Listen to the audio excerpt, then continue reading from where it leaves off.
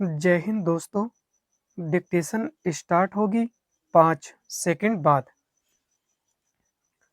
Ready, start. देश के सभी स्कूली बोर्डों की परीक्षाओं में एक रूपता लाने के उद्देश्य से केंद्रीय शिक्षा मंत्रालय राज्य सरकारों से जो विचार विमर्श करने जा रहा है उसके सार्थक परिणाम सामने आने चाहिए। देश भर में अभी 60 से अधिक स्कूली बोर्ड हैं। उनमें कई स्तरों पर भिन्नताएं हैं। ये भिन्नताएं राष्ट्रीय स्तर पर होने वाली प्रवेश परीक्षाओं में समस्या ही बनती है। एक तो विभिन्न स्कूली बोर्डों का पाठ्यक्रम भिन्न है और दूसरे उनकी मूल्यांकन पद्धति भी अलग अलग है। इसके चलते उत्तीर्ण छात्रों के प्रतिशत में खासा अंतर देखने को मिलता है। उदाहरण स्वरूप मेघालय में कक्षा 10 पास करने वाले छात्रों का प्रतिशत 55 से 56% रहता है, तो मध्य प्रदेश में 60 से 62% और केरल एवं तेलंगाना में 90% से अधिक। यह किसी से छिपा नहीं कि कुछ स्कूली बोर्ड अधिक उदारता से अंक देने की नीति पर चलते हैं। अलग अलग स्कूली बोर्डों की परीक्षाओं की अवधि में भी अंतर देखने को मिलता है।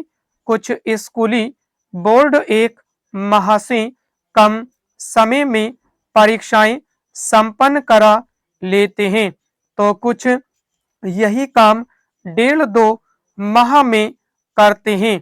अलग अलग स्कूली बोर्डों के छात्र जब राष्ट्रीय स्तर पर होने वाली किसी प्रवेश परीक्षा में शामिल होते हैं और वहां उनके 12वीं के अंकों को महत्व दिया जाता है, तो परीक्षा आयोजकों के समक्ष कठिनाई पैदा होती है।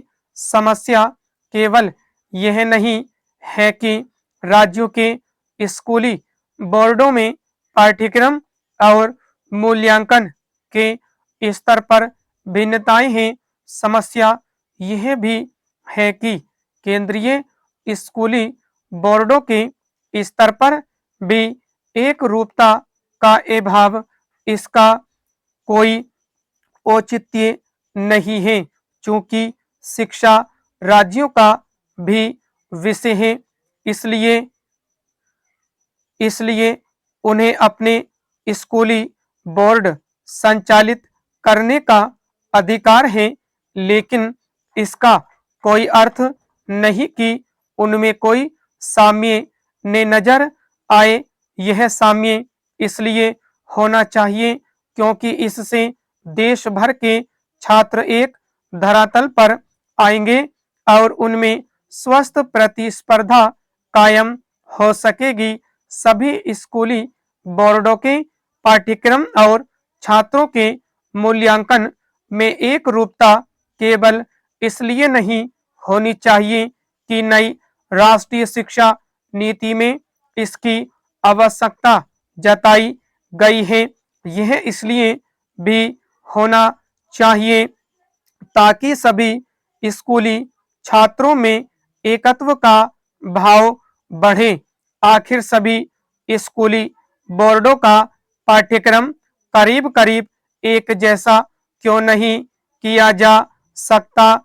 यदि ऐसा किया जा सके तो इससे शिक्षा अधिकार कानून को सही तरीके से क्रियान्वित करने में भी सहायता मिलेगी और शिक्षा के स्तर पर व्याप्त गैर बराबरी को भी दूर किया जा सकेगा।